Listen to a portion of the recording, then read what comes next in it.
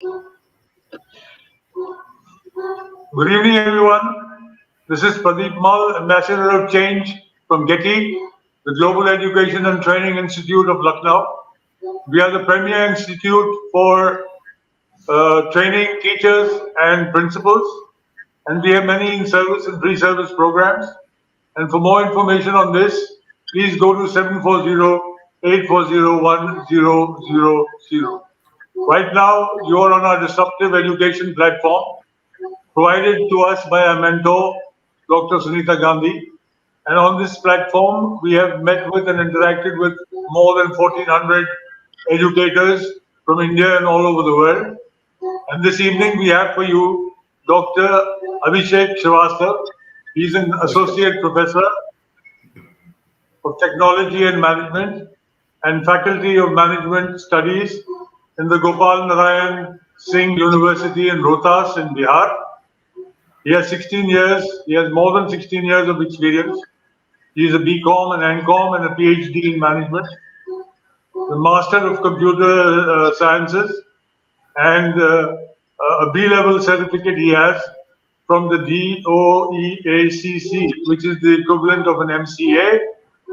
His core competencies are academic administration, classroom management, research and development, modern classroom technology, curriculum development, staff development, interactive teaching, discipline management and teaching methodologies. He has had several positions. He has held the research committee, proctor, member exam coordination committee, and so on. He's had international assignments handling teaching at the Waljat College of Applied Sciences in Oman in academic partnership with the Birla Institute of Technology for their undergraduate students. He has received several medals and certificates for academic achievements like essays and debates, competitions organized by different national organizations like the Indian Oil Corporation Limited, etc., etc. His research areas and academic strengths are in the digital marketing, website management, e-commerce and m-commerce, network and cyber security issues and challenges. Besides for this, he has 19 faculty development programs, 31 paper presentations, seminars and conferences, 15 online seminars and conferences, 33 paper publications, 18 prestigious colleges where he has been a resource person, and 16 management development programs, and he's also got 2 patents. So he's a man of many qualities, a man of many achievements, and he also has book reading and magazine reading, traveling, and photography as his hobbies. And he will be speaking to us today on understanding cyber ethics. Thank you, sir. Good evening, and thank you for being with us. And over to you, sir. Thank you, sir. Thank you for this elaborative introduction of mine. Thank you. Can I have my presentation, sir? Yeah, thank you. So today, I would like to thank GETI for this invitation. Actually, the moment I got this information, like I need to speak in front of my audiences for this cyber ethics, it is the most important topic nowadays. And since we are now traveling around here and they are just on internet, and this is the much intended topic, or you can say the much known topic to everyone, that we should have it. And as we all know that in our society we have learned that excess of anything is bad. So now the same thing is happening with this excess uses of computers as well as internet.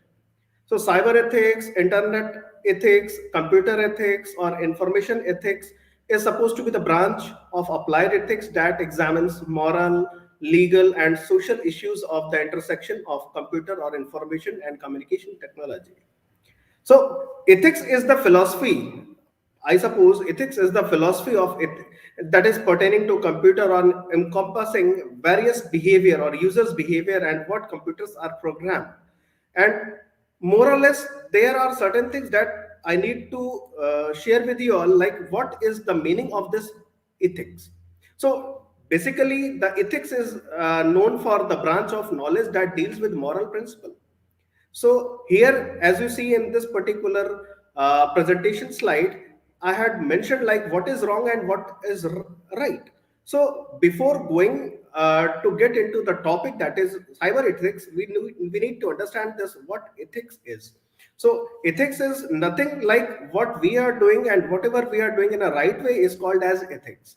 And the moment we got a glitch like, oh, if we are doing it, might be this is not okay, this is not right, so this thing may be wrong.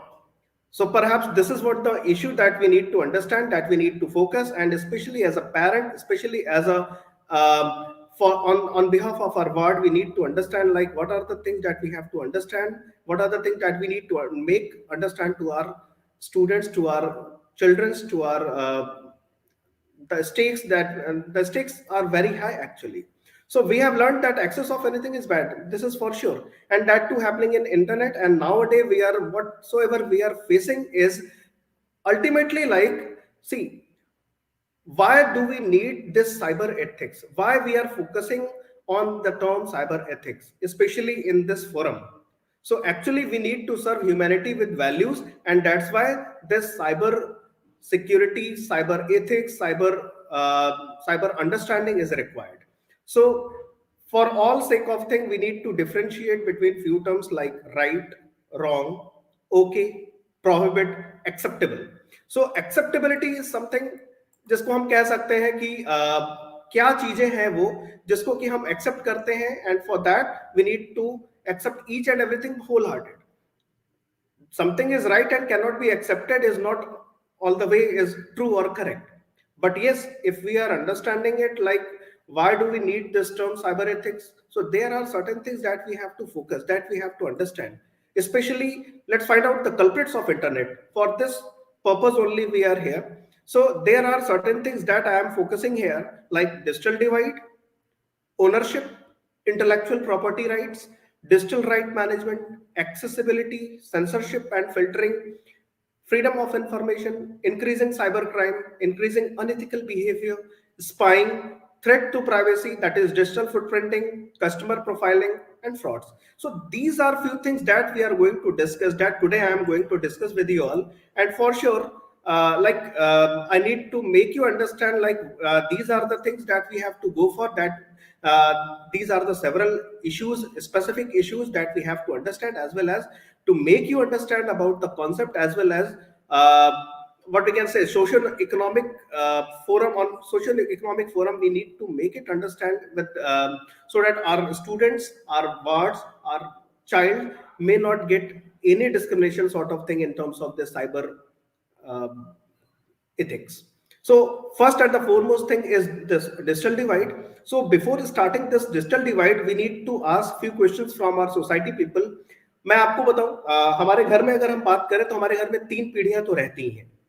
सो ऐसा कुछ लगता है कि हमारे घर में मेरे grandfather हैं, मेरे फादर हैं एंड माय सन.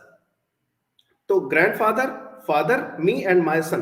तो अगर ये 4 आपके जो जनरेशन की हम बात करते हैं, सो ये सबने देखा है कि 4 जनरेशन में जो सबसे पुराना जनरेशन है, जो ग्रैंडफादर का जनरेशन है, they are totally unaware of computers. So they don't have anything that they need to access online. They don't have to have anything that they need to go for this what we can say cyberspace, or understanding this ethical issues and all regarding this computer and internet. My father is a bit savvy, I say.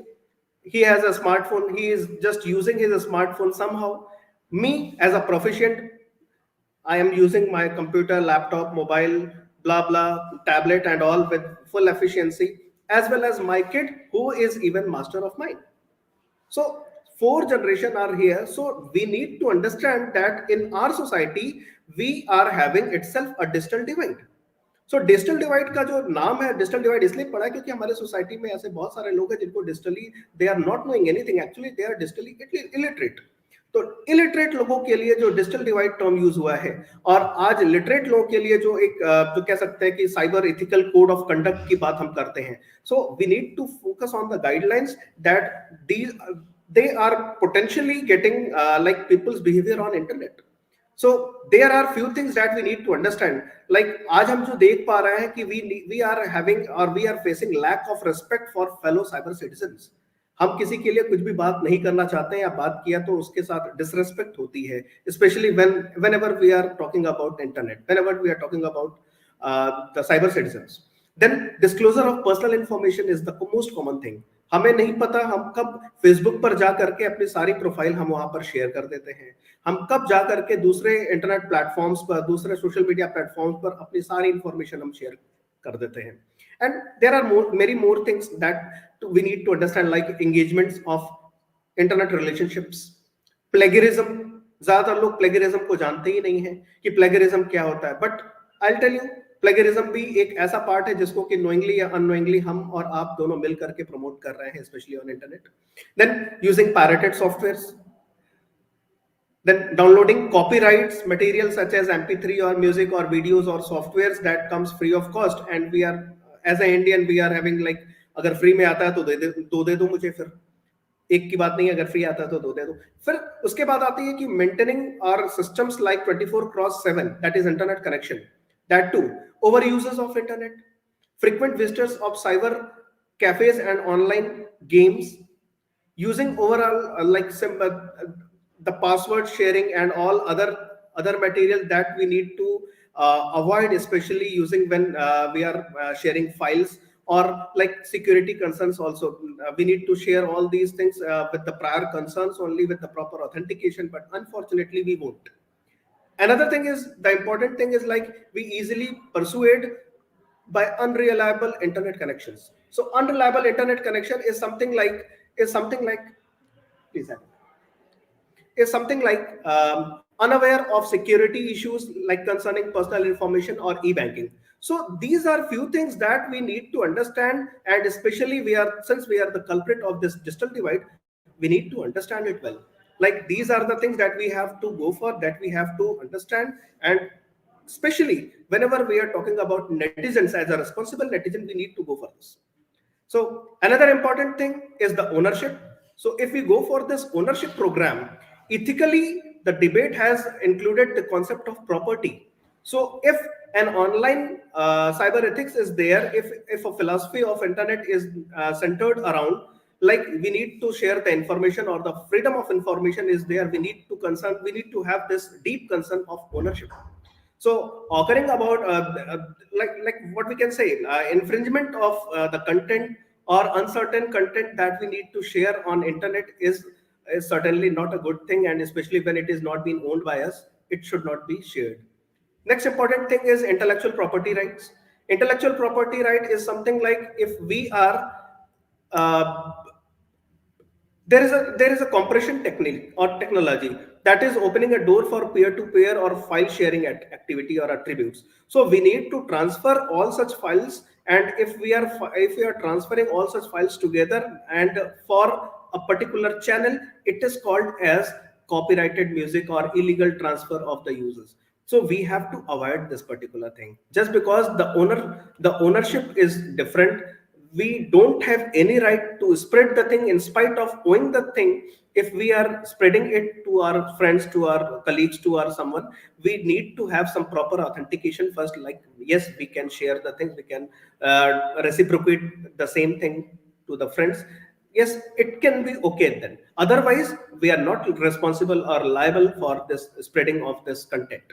Digital rights management, another important thing, like, we are blindly making PDFs, allowing people to burn CDs that they have legitimately brought from the from internet or from some other shops. So there are certain things that we have to understand, like, these are the things that has not been transferred, that the copyright as well as the right management has not been transferred to us. So we should not transfer the thing to our friends or colleagues or friends. So इसके साथ साथ एक और बात जो बहुत important सी आती है, जिसका हम लोगों ने नाम सुन रखा है, आपका फ्रीडम ऑफ इंफॉर्मेशन। तो इंफॉर्मेशन साहब आपके पास है तो जरूर, but it is most likely like you have a freedom of speech as well as freedom to seek, but certainly if we are imparting, like if we are questioning that who, what, how, when jurisdiction of cyberspace, so we have to make sure like these are the things that we have to understand. Like first, the the the argument is like if we are a responsible citizen, then the government should have the access, government should regulate, and each government within the like they have the jurisdiction for that, they should have. The second important thing is like government of individual would have no sovereignty over the internet. So if I am living in India, one person is living in America, one person, third person is living in Australia or else, so they have their own jurisdiction, they have their own laws. So we need to understand like from where and when we need to share the information. That is, freedom of information is there. Increasing cybercrime. Cybercrime is something we need to focus, like hacking of one's bank account, or stealing of money, or defrauding people from internet or from the sources like known sources of cyber crime. It should be like it should be avoided, as it should be reported immediately. But unfortunately we don't have anything as such law inside our country, India. और यहाँ पर जो cyber cell भी बने हुए हैं वो भी कुछ इस तरीके से काम करते हैं कि साहब आप रिपोर्ट लिखवा दीजिए, हम देखेंगे। और अगर लिखवाने की बात करेंगे तो one cyber expert, cyber security expert should be there at every thana, at every police station, but वो हो नहीं पाता है। और अल्टीमेटली हुआ क्या, गवर्नमेंट ने बोला कि हमने उसको एक ऑनलाइन एक फोरम बना करके दे दिया, now you can report your all crime related activities at that particular forum and we can share over there, we can discuss with them. तो यहाँ पर भी अभी क्या है कि हमारे पास अभी एक्नॉलेजमेंट नहीं है, प्रॉपर एक्नॉलेजमेंट नहीं है क्राइम का। सो लोगों को पता ही नहीं चलता है कि साइबर क्राइम है क्या साहब। तो साइबर क्राइम से रिलेटेड जो चीजें हैं, और आप मजेदार बात देखिए ना, साइबर क्राइम जो आपका साइबर लॉ है, साइबर लॉ आईटी एक्ट जो है वो 2000 में आया। 2000 के पहले ऐसा कुछ था नहीं हमारे पास, क्योंकि उससे पहले ऑब्वियसली हमारे पास कंप्यूटर्स का इतना स्कोप नहीं था और कंप्यूटर से होने वाली क्राइम भी नहीं थी।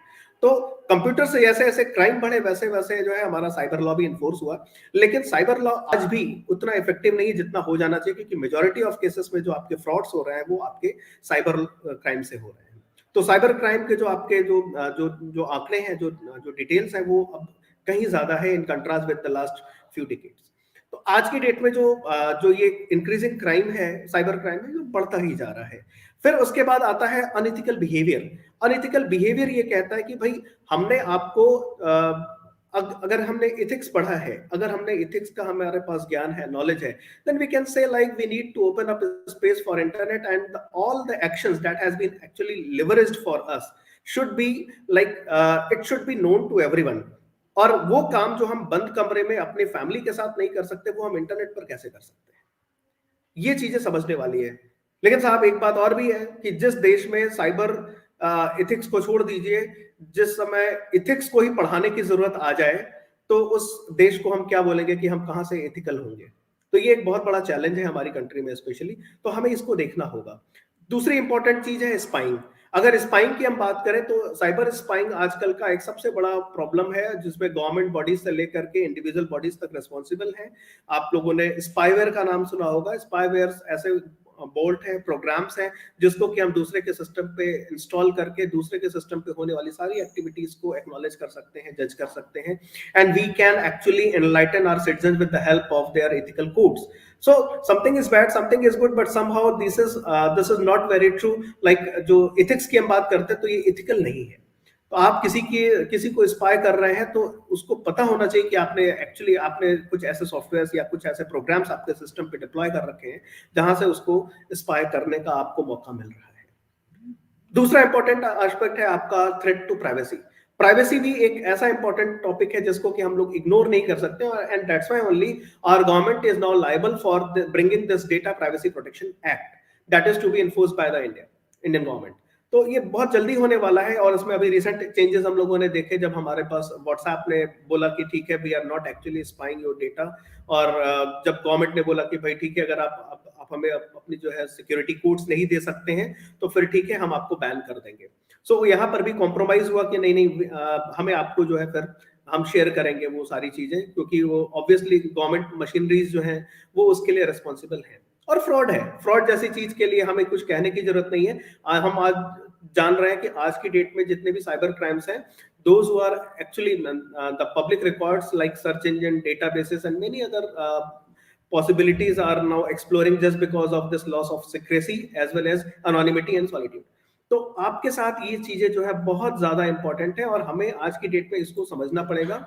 और सडनली हमारे पास जैसे कहते हैं ना कि we need to perform like a responsible netizen. तो रिस्पॉन्सिबल नेटिजन की भी कुछ प्रॉपर्टीज हैं।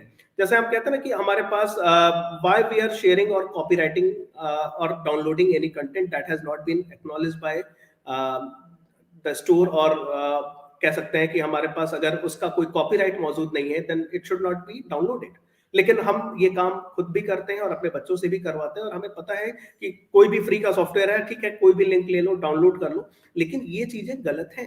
हमें इस बात को समझना पड़ेगा कि अगर आप किसी की ओनस में काम कर रहे हैं, किसी का उस पर्टिकुलर सॉफ्टवेयर के साथ अगर ओनस इन्वॉल्व है और आपने उसको किसी थर्ड पार्टी लिंक से डाउनलोड कर लिया है, तो somehow you are giving him or her a threat as well as कह सकते हैं उसको एक फाइनेंशियल चोट पहुंचा रहे हैं आप। सो अगर एथिक्स की हम बात करते हैं तो children should learn how to involve in this internet downloading. तो डाउनलोडिंग का जो पार्ट है वो बड़ा ही इंपॉर्टेंट है। हमें उसको समझना पड़ेगा कि अगर कॉपीराइटेड कंटेंट है तो आप उसको डाउनलोड नहीं कर सकते, और अगर डाउनलोड कर भी लिया है गलती से, so don't spread that content. Then crime and punishment, अगर हम पनिशमेंट्स की बात करें तो यहाँ पर पनिशमेंट का हम लोगों ने रेयरली ही ऐसा कोई प्रोविजन देखा होगा कि साइबर क्राइम पर जो है कुछ पनिशमेंट्स हुई है, और अगर हुई भी है तो इस लेवल की हुई है कि ठीक है उसने कुछ नहीं किया था। जबकि फैक्ट ये है कि आज की डेट में साइबर क्राइम एक बहुत बड़ा क्राइम बनता जा रहा है, हालांकि उसमें इंटेलेक्चुअल लेवल का इन्वॉल्वमेंट है, और शायद इसीलिए इस तरह के पनिशमेंट और क्राइम को हम इतना वेटेज नहीं देते हैं। लेकिन नहीं, ये ऐसी चीजें हैं जिससे हमारे चाइल्ड को या फिर हमारे अपने वर्ड को हमें समझाना होगा कि भाई you are liable for such type of punishments और criminal type of affairs that can case can be launched against you in the police station. तो अगर आपने उन बच्चों को ये समझा दिया तो शायद थोड़ी सी बातें समझ में आएंगी बच्चों को, और नहीं तो फिर वो तो हैकिंग का ही प्रोस्पेक्ट बनता जाएगा। और हैकिंग के लिए अगर हम बात करें तो hacking is also like stealing some classified information, some passwords और सम वेबसाइट कंटेंट और material that you need to run on your computer. तो अभी हैकिंग के लिए भी क्या है कि बच्चों को ये समझ में नहीं आता कि what is difference between hackers and ethical hackers. तो हैकिंग में भी दो पार्ट हैं। तो इथिकल हैकिंग को हम प्रमोट करते हैं क्योंकि इथिकल हैकर्स एक तरीके से वो चोर है जो आपके घर में आके ये बताने की कोशिश करते हैं कि भाई आपके घर में अगर एक दरवाजे हैं और दो खिड़कियां हैं तो प्रोबेबली आपको अपने रोशनदान को बंद कर लेना होगा और खिड़कियों पर भी आपको लॉक लगाना पड़ेगा, अदरवाइज चोर घर के अंदर रोशनदान से भी आ सकता है। तो ये जो आपका जो इथिकल हैकर है इसका स्कोप बहुत ज्यादा है, और इसीलिए हमारे कंट्री में भी बहुत सारे ऐसे इथिकल हैकर, आप लोगों ने नाम भी सुन रखा होगा, जैसे अंकित फादिया। अंकित फादिया एक बहुत ही पुराना इथिकल हैकर है हमारे कंट्री में और बहुत ही यंग एज में वो इथिकल हैकर बने। लेकिन आज की डेट में ऐसे बहुत सारे नाम हैं जो कि फ्लरिश कर रहे हैं, और just because they are actually intruding into someone's website and let them know about the pros and cons that they are owing with their website। तो वेबसाइट्स में अगर कोई फॉल्ट है, कोई फ्लॉ है, तो उसको बताने के लिए वो काम कर रहे हैं, और सडनली वो एक अच्छी बात है। आपने अगर किसी को बता दिया कि भाई साहब आपका रुपया गिरा हुआ है, आप उठा लीजिए, उसमें कोई गलती नहीं है, लेकिन आपने बताया नहीं कि जाने तो उसके बाद मैं उठाऊंगा, तो यहाँ पे गलत है। तो उसको आपको देखना पड़ेगा। फिर उसके बाद आता है आपका साइबर बुलिंग। बहुत इंपॉर्टेंट आज का टॉपिक रह सकता है ये साइबर बुलिंग, क्योंकि आज हमारा जो जो जो बच्चा है वो इस साइबर बुलिंग का पेशेंट कहीं ना कहीं बन जाता है। दैट ये इलेक्ट्रॉनिक टेक्नोलॉजी पर ही बेस्ड है, और इसमें होता क्या है कि जैसे we have smartphones, we have computers, we have tablets, we have communication tools, और यहाँ पर हम देखते हैं we have anonymous social media websites और प्लेटफॉर्म्स। सो टेक्स्ट मैसेजिंग के थ्रू, वेबसाइट्स के थ्रू, चैटिंग के थ्रू कभी न कभी कहीं ना कहीं कोई ना कोई साइबर बुलिंग का पेशेंट बनता जाता है। So we need to actually explore them, we need to identify such persons, और ऐसे पर्सन जिन्होंने आपके साथ साइबर बुलिंग की है, you have to report them. अगर आपने नहीं किया तो समहाउ आप बढ़ावा दे रहे हैं। और छोटे बच्चों में खास तौर पे यंग एज में जो हमारे बच्चे हैं, लड़के हैं, लड़कियां हैं, उनके साथ अगर ऐसा केस होता है तो उनको इस बात को उनको हमें समझाना पड़ेगा, एज अ पेरेंट हमें समझाना पड़ेगा कि हमें भाई we have to respect all internet users. तो अगर कोई इंटरनेट यूजर है तो हमें उसको रिस्पेक्ट देनी ही पड़ेगी, और क्योंकि उसके साथ ट्रस्ट इश्यू इन्वॉल्व है तो हम यहाँ पर उसको उसके एक्शंस को लेकर के हम क्वेश्चन मार्क क्रिएट कर सकते हैं, क्वेश्चन मार्क कर सकते हैं। तो अभी क्या है कि जब साइबर बुलीज की हम बात करते हैं तो हमारे पास ऐसे कह सकते हैं कि ऐसे मैसेजेस को हमें ओपन करने की जरूरत नहीं है, हमें रिस्पॉन्ड करने की जरूरत नहीं है, या फिर हमें उसको इन्फॉर्म करने की जरूरत है। और ऐसे मैसेजेस को हमें वहां पर स्क्रीनशॉट लेकर के रख करके हमें उसको प्रॉपर प्रूफ के साथ हमें सबके सामने रख देना है कि भाई ये फला है और इन्होंने इस तरीके से हमारे साथ ये इस तरह का काम किया है। क्योंकि सोसाइटी में हमारे पास हर तरीके के लोग हैं और सभी से मतलब मुझे पर्सनली ये फील होता है कि जितने ज्यादा लोग हम लोग गेम खेलते हैं, हमारे बच्चे जो गेम खेलते हैं, समहाउ सभी के सभी अब सिक होते जा रहे हैं, कहीं ना कहीं उनके साथ कुछ इश्यूज इन्वॉल्व हो रहे हैं। अभी मैं आज क्लास में मैं बात कर रहा था कि भाई अगर आपके साथ अगर किसी ने फिजिकल फाइट की है और आप उस लायक नहीं है कि आप फिजिकली उसके साथ कुछ दो दो हाथ कर सके, तो आप घर जाकर के बैठ करके गेम खेलते हैं और उनके साथ फिर वो वर्चुअल फाइट करते हैं, या गेम में किसी को मार करके आप ये बड़ी खुशी मिलती है कि yes I have defeated him or हर, और उसके बाद लगता है कि आज का काम मेरा हो गया। जबकि फैक्ट ये है कि you are living in a virtual world, और वर्चुअल वर्ल्ड की जो जो रियलिटी है वो आपकी रियल लाइफ से कहीं भी मैच नहीं करती है। तो अभी हमें इस बात को बिल्कुल सोचना पड़ेगा, और सेफ्टी टिप्स जो हमारे इंटरनेट के जो जो इंपॉर्टेंट इश्यूज आ सकते हैं उसको हमें बिल्कुल देखना पड़ेगा। और साइबर इथिक्स जो है हमारी डेली लाइफ का पार्ट है, and we need to follow it on regular basis. तो हमारे जो जो किड्स हैं वो विक्टिमाइज ना हो, उसके लिए there are precautionary measures that we need to follow, like we need to avoid posting obscene and you know inappropriate content on internet. अगर हम अपने नहीं देख सकते हैं या हम अपनी फैमिली के साथ नहीं देख सकते हैं तो फिर हम अपने अपने इंटरनेट पर हम अपने नाम के साथ कैसे एसोसिएट कर सकते हैं उसको। प्रॉपर्टी ऑफ सर्विसेज ऑनलाइन, और जैसे कहते हैं ना कि अब स्प्रेडिंग ऑफ वायरसेस और मैलिशियस कोड्स की हम बात करें, तो हम ऐसा कोई काम ना करें जिससे दूसरे की किसी सिस्टम पे, दूसरे की किसी पर्टिकुलर प्रोग्राम को हर्ट हो, या फिर वहां पर उसके साथ कुछ अनयूजुअल सा हो। फिर उसके बाद एक और इंपॉर्टेंट इशू है, दैट इज गेनिंग अनऑथोराइज्ड और एक्सेस टू द कंप्यूटर। तो अनऑथोराइज्ड एक्सेस का मतलब क्या है कि जैसे हम लोगों ने कई बार देखा है कि भाई किसी का अगर चैट मैसेंजर खुला हुआ है तो हम उस पर जाकर के किसी को मैसेज कर देते हैं, किसी को ईमेल कर देते हैं, या कुछ ऐसा करते हैं। So these are few things that we need to understand. हमारे बच्चों को भी हमें समझाने की जरूरत है कि बेटा ये जो चीजें हैं ये बिल्कुल आपके लिए या आपके उस पूरे के पूरे आपकी फ्रैटर्निटी के लिए गलत है, क्योंकि आपकी वजह से फिर वो काफी लोग बदनाम होंगे। आपने क्या किया है उससे आपके लिए तो छोटी सी आपकी एक खुशी मिल सकती है, लेकिन उससे किसी और के लिए क्या लॉसेस हो सकते हैं ये आपको समझना पड़ेगा। सर्टेनली हमें ये पता होना चाहिए कि कई कई बार ऑफेंसिव या ऑब्सीन कंटेंट हम स्टोर करके रख लेते हैं अपने पास, अपने सिस्टम पे, अपने मोबाइल पे, अपने लैपटॉप्स पे, और वो रीजनेबल पर्संस के अगर हुए तो फिर और बड़ी बात होती है। So we have to avoid storage of all such things. ठीक है, then we need to access, we don't have to access any data that is of system or network that is without having any appropriate permission or authority। तो हम कुछ भी ऐसा अपने system पे ना रखें जिसका कि ओनर्स दूसरे के पास है। we have to spread, we don't have to actually we don't have to spread computer viruses or malicious codes, ये मैंने आपको बता ही दिया है। then there are certain do's and don'ts, there are certain do's and don'ts. जिसमें हम netiquette की बात करते हैं ना, तो network plus etiquette is equals to netiquette. तो ये एक बहुत कॉमन सा टर्म है जो कि आजकल यूज हो रहा है। तो नेटिकेट का मतलब क्या है, why this good web etiquette is required for. So for society it is like we need to recognise that internet is an extension of society. आप एक वर्चुअल सोसाइटी में रह रहे हैं और ये एग्जैक्टली वैसी ही सोसाइटी है जैसे कि आपकी रियल वाली सोसाइटी है। बस फर्क इतना है कि यहाँ पर आपको रियल पीपल मिलते हैं और वहां पर आपको वर्चुअल मिलते हैं। वर्चुअल भी नहीं है, they are the real one, but वहां पे कहीं ना कहीं वो आप नोन है, अननोन है। सो आप वो काम क्यों करेंगे उनके साथ जो कि आप अपने अपनी सोसाइटी में रहते हुए नहीं कर सकते। बट हाँ, कुछ कुछ ऐसे माइंड्स भी होते हैं जो कि डिस्ट्रक्टिव टाइप के एक्टिविटीज में इन्वॉल्व होते हैं, तो हमें उनको समझाना पड़ेगा, रोकना पड़ेगा ऐसी चीजों के लिए।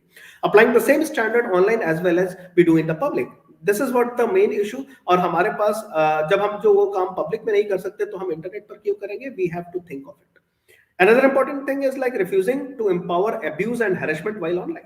भाई किसी को हैरेश करना या आपको किसी को एम्पावर करने की जरूरत नहीं है। आपको गाली या ऐसी कोई भी इश्यूज का कोई सिग्निफिकेंस नहीं बनता है, specially when you are on internet. तो अभी के जो यंग बच्चे हैं उनको ये शायद ये बातें समझ में नहीं आती है, अब बहुत दूर की बात होती है उनके लिए। So as a parent we have to focus on them. कि हमारा बच्चा क्या कर रहा है, कहाँ जा रहा है। और हमारे पास स्पेशली जो है वो कल्चरल डिफरेंसेस को भी हमें मानना पड़ेगा कि अलग अलग तरीके से सभी के अपनी फैमिलीज के अलग वैल्यूज हैं, अपनी इमोशंस हैं, अपने जो फिगर्स हैं। So we have to make them segregated. एक और बात आती है, अभी तो हमने बात की इंडिविजुअल की बात है, अगर बिजनेसेस की, तो हमें सबकी प्राइवेसी को हमें जो है वो ध्यान में रखना होगा। फॉर एग्जांपल लाइक ऑफलाइन अगर एम्प्लॉयज है हमारे, तो भी उनकी प्राइवेसी है और इसे हमें समझना पड़ेगा। मेंटेनिंग ट्रांसपेरेंसी, ट्रांसपेरेंसी क्यों हमें मेंटेन करनी है? Just because it should be our internet polity. You can say we have to do with this policies only. अगर हमने पॉलिसी बना रखी है तो हमें ये चीजें वहां पर नहीं करनी है, और अगर आपने पॉलिसी नहीं बनाई है, so better you need to prepare the policy. तो पॉलिसी अगर बनती है तो फिर हमारे पास चीजें थोड़ी सी आसान हो जाती हैं। और as a responsible parents there are certain thing that we have to understand. जैसे हम कहते हैं कि डूज एंड डोंट्स में पेरेंट्स के साथ क्या होता है, तो you need to start with understanding your child's need first. अगर आपने उसकी नीड को नहीं समझा है तो सर्टेनली आप शायद उसके साथ एक धोखा कर रहे हैं, या फिर आप कहीं ना कहीं कुछ ऐसा गलत हो रहा है जो कि आपको लगता है कि आप शायद उसका पार्ट बन सकते हैं। We have to adopt appropriate attitude. So mutual trust is required for everyone. Along with this, we need to help them to analyze the situation from different angles. तो एक ही प्रॉब्लम को कई सॉल्यूशंस हो सकते हैं, we have to give it to them. More important thing is like we have age appropriate freedom. We have to give them. तो as appropriate freedom के लिए बहुत सारे रूल्स हैं, रेगुलेशंस हैं, सेंस ऑफ रिस्पॉन्सिबिलिटीज हैं। For that we need to understand like what are the thing that you have to do, what are the thing that you don't have to do. So you must be aware of owners. So emotions की बात करें या emotion को control करने की बात करें, anger की बात करें, आपकी बिहेवियर की बात करें, सो वो ओनर्स वहां पर आना चाहिए। और फिर बच्चों के सेल्फ कॉन्फिडेंस के लिए भी हमें बात करनी होगी, क्योंकि जो फॉस्टरिंग ऑफ सेल्फ कॉन्फिडेंस है that is much required, much required nowadays, specially in this Covid era, post Covid era. हम लोगों ने इस बात को देखा है कि हमारे जो ऑनलाइन जो हमारी स्क्रीन टाइम है वो बढ़ी है। So we have to foster our child, foster our word, so that they can be segregated from the value, main value, like अभी वो कहाँ से कहाँ तक जा रहे हैं। We have to focus on them. We need to have we need to have a peep onto them, और नॉट एग्जैक्टली पीप, क्योंकि हम उनके सामने खुले खुले में ही जाकर के बातें करेंगे तो ज्यादा अच्छा। रादर अगर हम छुप करके स्पाई करके अगर हम बातें करते हैं तो शायद उनको लगेगा ये कुछ गलत हो रहा है। So learning most of the thing is like computer and internet skills. तो internet skill की अगर हम बात करेंगे तो भी हमारे पास बहुत सारी चीजें जो कि हम बच्चों को दिखा सकते हैं, बता सकते हैं। और प्रोटेक्शन की अगर हम बात करते हैं तो हमारे पास बहुत सारे प्रोटेक्शंस हैं। सो इंटरनेट के यूजेस की जगह हम अगर बात करते हैं ओवर यूज की, तो वो ज्यादा बेटर वर्ड होता है, क्योंकि हम देखते हैं most of the time our students are now involving in our in their daily this social media platforms. और हम सभी ये बात जानते हैं कि घर में अगर फोन पर 10 मिनट की बात होती है तो काम की बात करके फोन रखते हैं, और फोन पर अगर 1-2 घंटे की बातें होती है तो ऑब्वियसली उस पर थोड़ा सा एक डिफरेंस आ जाता है कि 1 घंटे में आप क्या बातें कर लोगे। So the same thing happens with your internet time. तो अगर आपने इंटरनेट पर ज्यादा टाइम देना शुरू किया है तो सर्टेनली कहीं ना कहीं आप मिसयूज कर रहे हो इंटरनेट का। So we have to focus, we have to go for this. तो इनअप्रोप्रिएट बिहेवियर और फ्रीडम और अब्यूज ऑफ फ्रीडम, ये एक ऐसी चीज है जिसको कि हम गेमर्स के साथ हम ज्यादा देख सकते हैं, जान सकते हैं। सबके पर्सनल ओपिनियंस हो सकते हैं फॉर डिफेमेशन और फॉर लाइक ये तो मेरा भाई अपना ओपिनियन है, हम क्यों बातें करें, why should I share with you all. तो ऐसी बहुत सारी बातें हैं जो कि हम लोग देखते हैं कि आजकल लोग ऐसा बोलते हैं। इवन थ्रेटनिंग मेल्स और आपके जो ऑब्सीन मटेरियल्स भी जो है फोरम्स पर आते हैं, people are like very much eager to observe all those things. तो ये जो चीजें हैं ये आपके इथिक्स का पार्ट नहीं बनती हैं। और आज की डेट में आपको बताऊं, स्पेशली एज अ पेरेंट अगर हम बोले तो बहुत सारे ऐसे पेरेंटल कंट्रोल ऐप हैं हमारे पास मार्केट में। स्पेशली एक नाम मैं लूंगा, जैसे गूगल फैमिली लिंक है।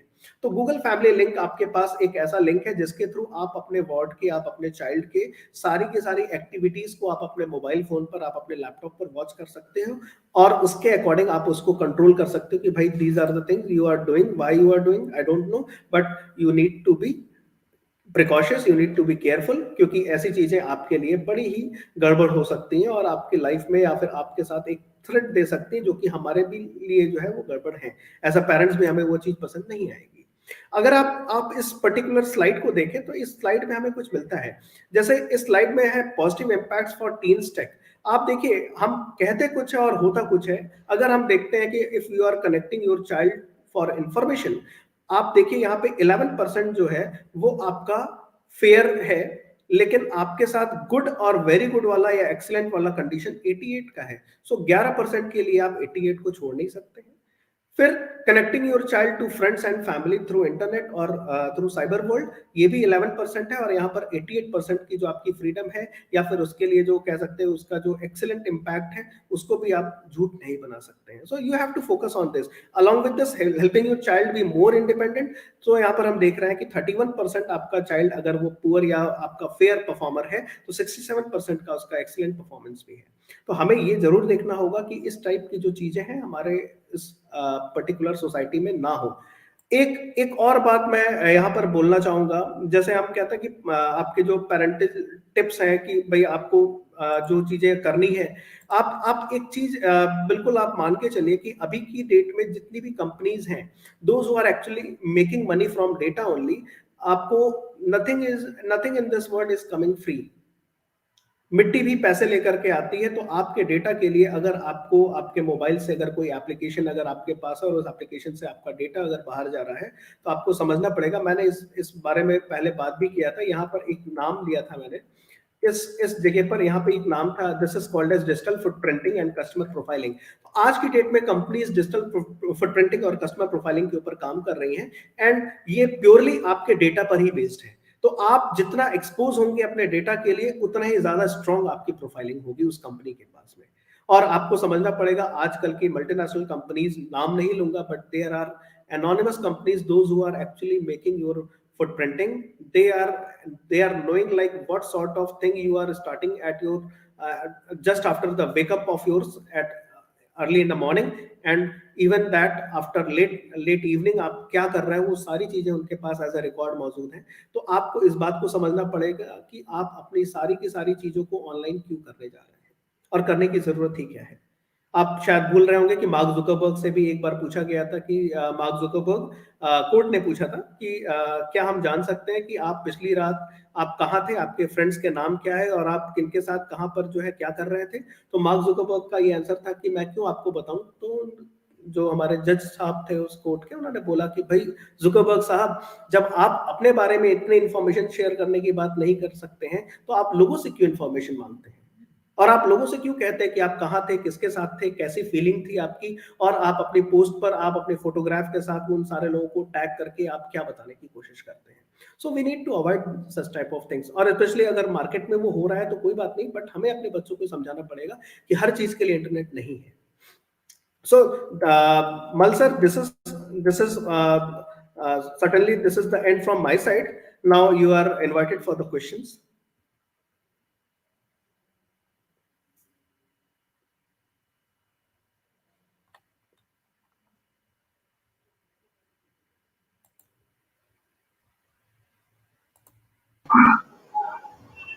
Sir, how do you explain to a child about this cyber ethics? And should we have some classes for them in school or even Yes, college? sir.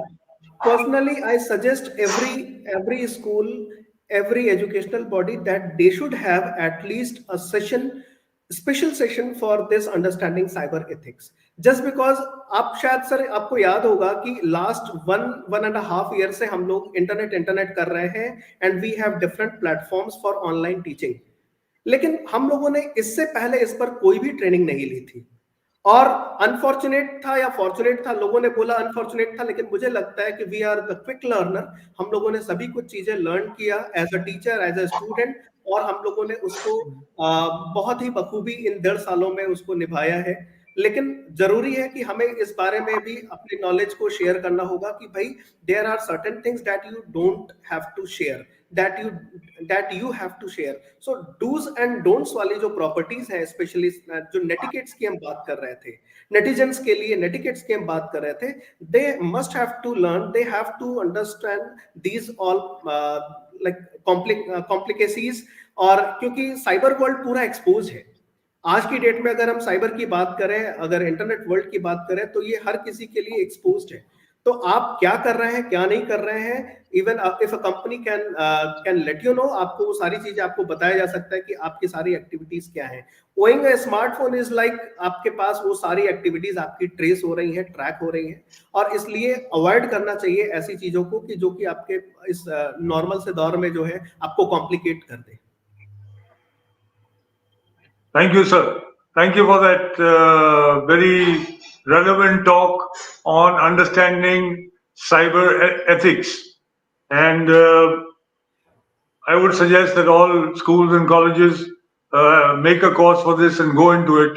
And even maybe you can evaluate it. You can test them in it, and you can even evaluate them.